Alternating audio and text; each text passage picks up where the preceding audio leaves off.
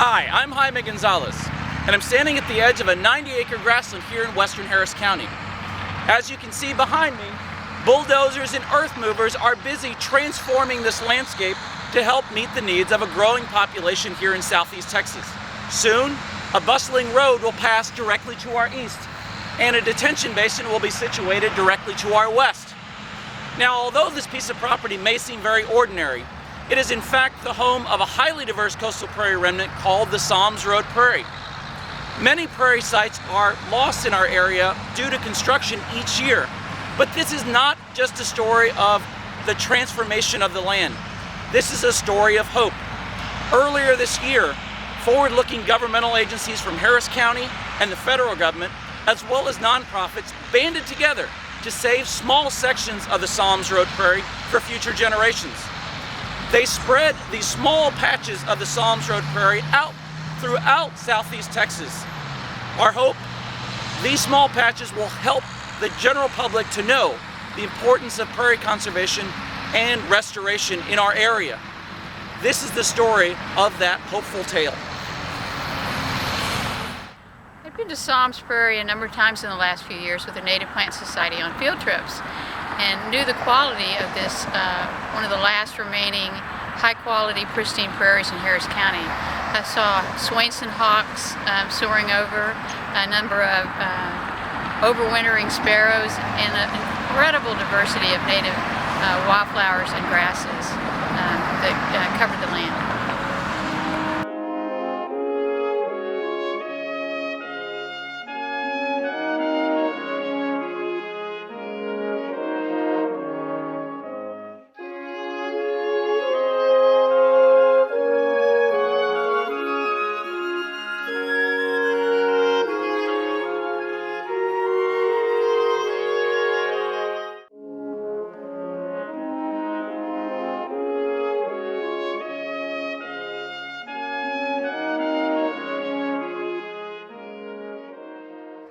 In mid-April of 2008, I saw the for sale sign on the Saums Road Prairie and called and learned of the development plan and the extremely high price tag. And we called a meeting of the environmental community to see what we could do, and chose to try to move as much of the plant material as possible. From August through October 2008, volunteers battled the high temperatures and hard-baked summer soil at the Saums Road Prairie with one goal in mind. Hi, I'm Steve Ramsey. I'm a volunteer with the KPC out here in a beautiful hot August 2nd out at the Saums Road Prairie, digging plants, getting as many as we can.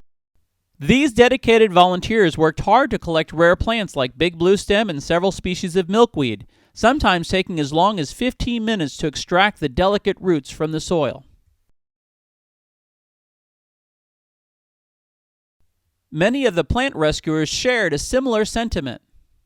That's kind of why I'm out here, just doing what I can to help protect biodiversity and propagate these prairie species, and just protecting enhancing some of the beauty in the world. It was soon evident that we'd need some larger shovels if we were going to move big patches of prairie.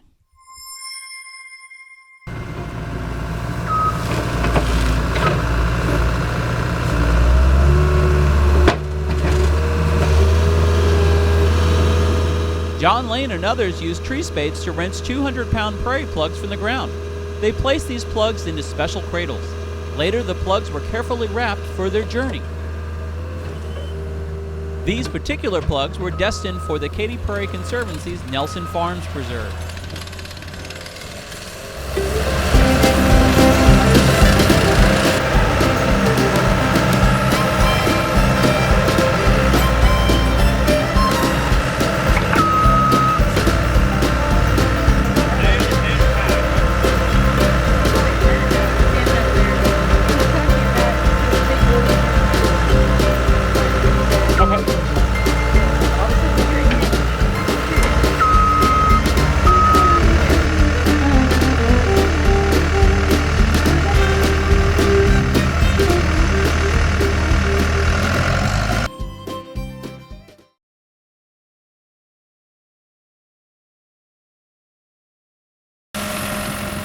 At the Nelson Farms Preserve, Lane set the prairie plugs into their new home with surgical precision.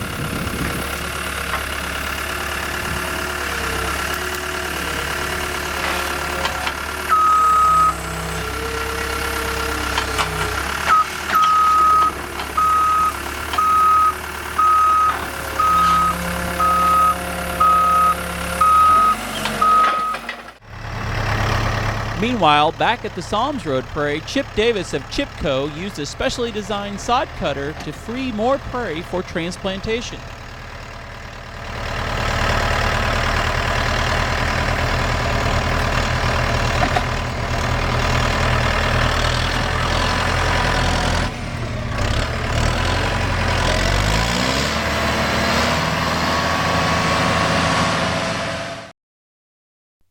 These pieces were loaded onto flatbed trucks and then were set in place using shovels and good old-fashioned elbow grease. Back in town, Chip and his crew had already been working with Terry O'Rourke to help create a special space in a special place. As you can tell with the heavy traffic noises and overhead airplanes, we're in the heart of the city of Houston, bordered by Braes Bayou and the Braes Bayou Hike and Bike Trail and South Braeswood at Buffalo Speedway. And this is a pocket prairie of materials we transported mechanically dug and volunteer shovel dug from Saums Road Prairie to establish an education outreach for the public here in the city. Each of these transplanted gems are critical to local wildlife. This is Maximilian sunflower, a host plant for 115 species of moths and butterflies.